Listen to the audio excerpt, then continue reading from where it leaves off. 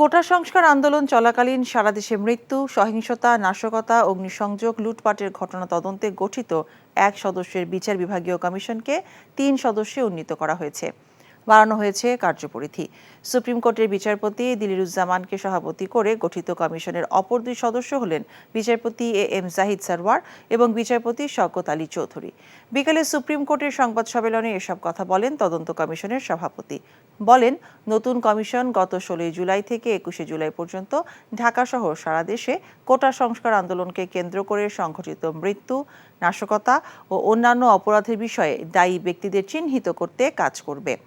৩ সদস্যের এই কমিশন আগামী ৪ অগাস্ট রংপুরের ঘটনার মাধ্যমে তাদের কার্যক্রম শুরু করবে।